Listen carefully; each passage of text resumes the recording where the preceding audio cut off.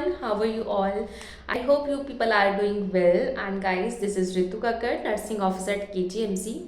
So guys, as you all know, नॉर्सेट 8 का exam होने वाला है बहुत जल्द. प्री का एग्ज़ाम 12 को है एंड जो मेंस का एग्ज़ाम है वो 2 मार्च को है 2025. ठीक है, इन दिस ईयर ओनली. सो आप लोगों को एक मंथ में क्या क्या पढ़ना चाहिए ये जानना बहुत ज़रूरी है, और कहाँ से पढ़ना चाहिए ये भी जानना बहुत ज़रूरी है. तो guys, in this video we only talk about the important topics and the important books. So guys, please stay tuned the video because this video is going to be very important and very helpful for you if you see the full video. So guys, let's start the video. जैसे कि आपको पता है हमारे पास nursing की 3-4 books हैं जो कि बहुत इंपॉर्टेंट है. नॉर्सेट में आप ये सोचेंगे कि अगर आप PR यादव से पढ़ लिए या फिर टारगेट हाई से पढ़ लिए that's all enough. So guys मैं आपको बता दूँ ये इनफ नहीं है, बिकॉज PR यादव भी पढ़नी है, टारगेट हाई भी पढ़नी है and Saunders. It's the very important book जो मैं हमेशा हर वीडियो में बोलती हूँ कि जो सॉन्डर्स एंड क्लिक्स का बुक है वो गीता है नर्सिंग की. तो this is like Gita nursing. ठीक है, जो गीता एक बुक होती है जो कि इंपॉर्टेंट होती है, लोग उस पर कसमें खाते हैं, तो आपको वो बुक तो ज़रूर ही पढ़नी है. ठीक है नाउ, अब कुछ लोग होते हैं में कैसे पढ़ना है मैं आपको वो बताती हूँ. ठीक है, सपोज सबसे पहले आपको क्या करना है कि अगर आपकी थ्योरी क्लियर है, मैं 2 तरह के लोगों की बात करती हूँ. अगर आप होते हैं टाइप बी लोग होते हैं. टाइप ए लोग में जैसे आ गए कि the theory is very clear क्योंकि वो पहले से 1 साल से तैयारी कर रहे हैं या कोचिंग ले रहे हैं. ठीक है, तो उनको थ्योरी पढ़ने की ज़रूरत नहीं है. ठीक है, वो क्या करेंगे, सिर्फ क्वेश्चन प्रैक्टिस करेंगे. सीधा क्वेश्चन प्रैक्टिस करो. मैं तो बोलती हूँ कि जितने भी सॉन्डर्स के पीछे क्वेश्चन हैं वो तो ज़रूर करने हैं. टारगेट हाई के जितने क्वेश्चन हैं सब कर डालो. PR यादव के सारे क्वेश्चन कर दो. ठीक है, और अगर आप लोग को टेस्ट सीरीज ले रही है तो वो तो टेस्ट सीरीज आप रोज दो. तो MCQ करो अगर जिनकी थ्योरी क्लियर है. आफ्टर दैट आप सारे देख रहे हो कि कितने आंसर बन रहे हैं, कि कितने क्वेश्चंस गलत हो रहे हैं. उसको इवैल्यूएट करना इज़ वेरी इंपॉर्टेंट कि आपको इवैल्यूएशन तो करना ही है कि मैं कितने क्वेश्चन गलत कर रहा हूँ, कितने क्वेश्चन सही आ रहे हैं. ठीक है, सपोज आपके क्वेश्चंस गलत जितने भी हो रहे हैं, सपोज आपके 100 में से 20 क्वेश्चंस गलत हुए हैं, तो उन 20 क्वेश्चंस को आपको देखना है, उसका रैशनल देखना है कि रैशनल क्या है. देन आफ्टर दैट उसका पूरा टॉपिक पढ़ डालो बुक से कि आपने क्या टॉपिक मिस कर दिया था जब आपने थ्योरी क्लियर कर दी. ठीक है, या आपको क्या चीज़ याद नहीं है, सेम उसका पूरा एक टॉपिक पढ़ डालो. फिर आप थोड़ा ध्यान दे लो कि आसपास के जो टॉपिक है ना ऊपर से निकाल दो कि हाँ बस मैं ऊपर से देख रहा हूँ. ठीक है, ज़्यादा डीपली अंदर मत जाओ वरना डीपली जाओगे तो फिर आपको और टॉपिक पढ़ने का मन करेगा कि अरे ये भी पढ़ लेता हूँ कहीं मैं भूल तो नहीं गया. ऐसा लगता है कि हम भूल रहे हैं, पर ऐसा होता नहीं है कि आप इतने नहीं भूल रहे होते. जब एग्जाम करो तो आपको चीज़ें याद आ जाती है. ठीक है, कहीं ना कहीं से तो आ ही जाती है. तो अगर आप वेल कॉन्फिडेंट हो अपनी थ्योरी के लिए कि आपकी थ्योरी क्लियर है, तो अभी आपको क्या करना है, MCQ करना है, फिर उसके रैशनल पढ़ना है जो क्वेश्चन गलत है, देन उसका टॉपिक भी हाथ के हाथ पढ़ डालो. ठीक है, देन सेकंड है कि जो लोग थ्योरी क्लियर नहीं है तो उनको क्या करना है, वो जो भी अब 1 मंथ की बता रही हूँ कि जो लास्ट का 1 मंथ बचा है उसमें आपको क्या करना है. तो जो भी आपका थ्योरी है, थ्योरी का क्विक रिविज़न करना है. आपको थ्योरी का क्या करना है, क्विक रिवीजन करना है. ठीक है, क्विक रिवीजन में आप जो भी सोर्सेज आप वो पढ़ो. ठीक है, जितने भी सोर्सेज आप पढ़ रहे हो वो ज़रूर पढ़ने हैं और सेम ही रिपीटेड पढ़ने हैं. जो टारगेट हाई है ना उसके पीछे गोल्डन पॉइंट्स हैं, वो बहुत इंपॉर्टेंट पॉइंट्स होते हैं, उसको ज़रूर पढ़ो. ठीक है, एक सॉन्डर्स की जो बुक होती है एंक्लिक्स की, वो बुक खोलिए और जो उसमें ना एक साइड में से ट्राइंगल जैसा बना होता है वो इंपॉर्टेंट के लिए बना होता है कि इंपॉर्टेंट पॉइंट है. तो वो भी देखना कि आपको कौन सी डिजीज़ में आया है वो चीज़. जो सॉन्डर्स का बुक होता है उसमें टॉपिक्स में से ट्राइंगल लिखा होता है, ट्राइंगल बना होता है और वो पॉइंट के आगे. तो जब आप रिवीजन कर रहे हो तो उन पॉइंट्स पर ज़रूर ध्यान दो क्योंकि उन पॉइंट्स में से क्वेश्चन सच में बन के आते हैं, मैंने बहुत देखा है. तो जब आप क्विक रिवीजन कर रहे हो तो उस ट्राइंगल का ज़रूर ध्यान रखो कि सॉन्डर्स में अगर रिवीजन कर रहे हो तो आप तो उस ट्राइंगल का ध्यान रखो, उसको ज़रूर पढ़ो. ठीक है, तो वो बहुत इंपॉर्टेंट है.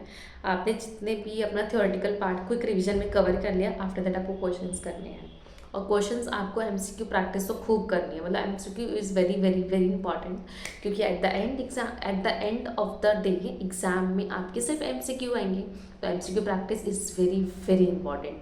ठीक है, जब आप MCQ कर रहे हो, आप टेस्ट सीरीज दे रहे हो, और मैं तो कहूँगी जब भी आप MCQ अगर बुक से भी कर रहे हो ना तो प्लीज़ आप अपना टाइमर लगाओ कि आपको इतने टाइम में इतने MCQ करने हैं. इससे क्या होगा, आपका एग्ज़ाम की तैयारी हो रही है, क्योंकि एग्ज़ाम में तो आपको टाइमिंग के हिसाब से क्वेश्चन करने हैं, तो आपको वो टाइमर लगाना जरूरी है। ठीक है, फिर आपका टाइम के अकॉर्डिंगली भी स्टॉप कर दो। जहाँ अगर आपका कोई एमसीक्यू छूट गया तो उसको स्टॉप कर दो, क्योंकि आपको एग्ज़ाम में वो एमसीक्यू करने को नहीं मिलेगा अगर आपका टाइम ख़त्म हो गया।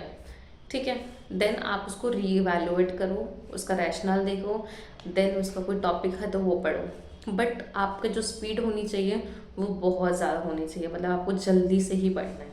ये नहीं आप बहुत धीरे धीरे स्लोली स्लोली कछुए की तरह पढ़ो, नहीं, अभी इतना धीरे नहीं करना, आपको बहुत जल्दी करना है। ठीक है, तो ये सारी चीज़ें हैं आपको जो करनी है। देन गाइस, बहुत सारे ग्रुप हैं, बहुत सारे इंस्टाग्राम पे ग्रुप है, टेलीग्राम पे ग्रुप है, व्हाट्सएप पे ग्रुप है। उसमें इंपॉर्टेंट टॉपिक्स का लिस्ट आता ही रहता है, जो कि हर साल टॉपिक्स पूछे जा रहे हैं नॉर्सेट में। ठीक है, लाइक ब्लड ट्रांसफ्यूजन के जो क्वेश्चन है वो हर टाइम आते हैं, इंसुलिन के क्वेश्चन हर टाइम आते हैं, जो मैंने भी देखे हैं। इमेज बेस्ड क्वेश्चन हमेशा आते हैं। ठीक है, कार्डियोवास्कुलर में ईसीजी एवरी टाइम, मतलब वो तो एग्जामिनर का फेवरेट क्वेश्चन है। तो आपको बहुत सारे टॉपिक्स का पता हो जाता है कि अरे यार ये क्वेश्चन तो पूछे जा रहे हैं। इवन सेट में मेमोरी बेस्ड क्वेश्चन है, आप उनको भी करो, तो उनसे आपको सारे टॉपिक्स पता चल जाएंगे कि पिछले 3-4 साल में कि एम्स नॉर्थ सेट में किस तरह के क्वेश्चन पूछे जा रहे हैं, फेवरेट टॉपिक क्या है एग्जामिनर का। तो वो टॉपिक तो आप ज़रूर से ज़रूर पढ़ो, आपको पढ़ना ही पढ़ना है, क्योंकि उसके चांसेस भी हैं पूछने की। जब वो पिछले ईयर्स में इतनी बार पूछ रहे हैं तो इस ईयर में भी चांसेस है ना, तो आपको वो पढ़ना है। तो इसलिए मैं आपको बता रही हूँ कि जैसे ब्लड ट्रांसफ्यूजन, इंसुलिन हो गया। ठीक है, आजकल साइकेट्री बहुत पूछी जा रही है, तो साइकेट्री के क्वेश्चंस पढ़ सकते हो, है ना। जितने भी वो होते हैं ना, कंपनसेशन, रैशनलाइजेशन, डिस्प्लेसमेंट, ठीक है, दीज आर द टॉपिक्स, ये बहुत पूछे जाते हैं ना। एग्जाम्पल दे देंगे, पूछेंगे कौन सा डिफेंस मैकेनिज्म है, तो ये क्वेश्चंस हो गए। और आपका कम्युनिटी में आपका कोई भी डिजीज़ पूछ ले, चिकन पॉक्स ये बहुत कॉमन रहता है, रुबेला। पीडियाट्रिक्स में आपका पाइलोरिक स्टेनोसिस, हर्शबर्ग डिजीज़, ठीक है, फोटोथेरेपी एंड दिस बिलिरुबिन से रिलेटेड क्वेश्चंस आते रहते हैं। हाइपोग्लाइसीमिया, हाइपरग्लाइसीमिया, डायबिटिक कीटोएसिडोसिस, ठीक है, जितने इलेक्ट्रोलाइट्स होते हैं उनके हाइपो और हाइपर होने से क्या बॉडी पे इफेक्ट पड़ते हैं, देन उसको किस तरह से करेक्ट कर सकते हैं। Types of solution, hypertonic, hypotonic, isotonic, जो भी सारे सॉल्यूशंस आपको पता होने चाहिए। तो ये सारी चीज़ें, ये सारे टॉपिक। गायनी में मैनुअर्स आजकल बहुत पूछे थे, लास्ट टाइम बहुत सारे मैनुअर्स पूछे थे कि गायनी में कितने मैनुअर्स होते हैं।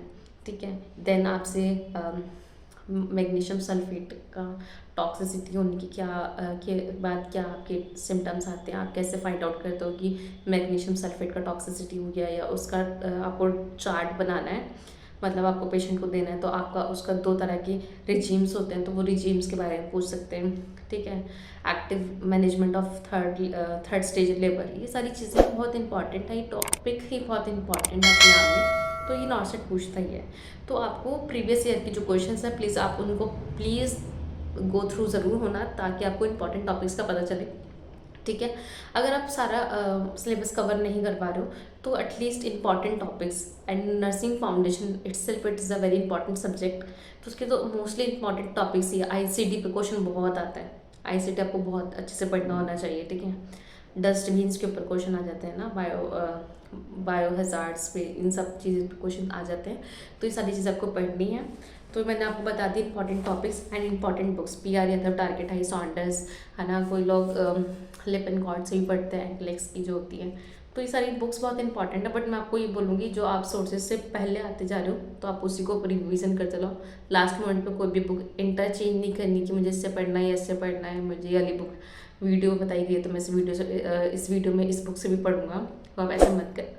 अगर आपने सॉन्डर्स नहीं पढ़ी प्रीवियसली, और आप टारगेट हाई से पढ़ते हुए आए हो, या फिर पीआर यादव से पढ़ के आए हो, तो प्लीज़ आप उसी से पढ़ो, बट आप क्वेश्चन ज़रूर करो सॉन्डर्स से, वो इंपॉर्टेंट है। उससे आपको पता चल जाएगा कि क्वेश्चन किस तरह से आएगा, क्योंकि सिनेरियो बेस्ड क्वेश्चन आते हैं ना, तो सिनेरियो बेस्ड क्वेश्चन आपको मिलेंगे कहाँ पे, सॉन्डर्स में। तो उसके आप क्या कर सकते हो, पीछे के क्वेश्चन कर सकते हो, तो उससे आपको आइडिया मिल जाएगा कि क्वेश्चन किस तरह से होंगे। अगर जो फ्रेशर्स होंगे उनको तो बिल्कुल नहीं पता होगा, बट हाँ, जो रिपीटर्स हैं, जो बार पे पेपर एग्जाम वगैरह दे रहे हैं, तो वो तो उनको पता होगा एग्जाम का पैटर्न कैसे होता है, कैसे मैनेज करना, they have at least idea, but freshers के पास नहीं है। तो प्लीज़ आप ये सारी चीज़ें कर सकते हो। So guys, that's all for today, जिसमें मैंने आपको बता दिया इस वीडियो में कि आपको क्या टॉपिक्स पढ़ने हैं, क्या बुक पढ़नी है, कैसे पढ़ना है। ठीक है। I hope this video will be helpful for you, and if you have any query तो प्लीज़ आप मुझे टेलीग्राम पे मैसेज कर सकते हैं, इंस्टाग्राम पे मैसेज कर सकते हैं, या फिर कमेंट बॉक्स में अपनी क्वेरी को रेज कर सकते हैं। मैं आपकी सारी क्वेरीज को आंसर करने की कोशिश करूँगी, एंड आई होप कि आप लोग एग्ज़ाम अच्छे से जाए, आपकी प्रिपरेशन अच्छे से रहे और आप एग्ज़ाम को अच्छे से क्लियर करें, एंड यू विल गॉट को लाइक ज़रूर करना, शेयर भी करना, एंड सब्सक्राइब करना चैनल को for more such video. Bye bye.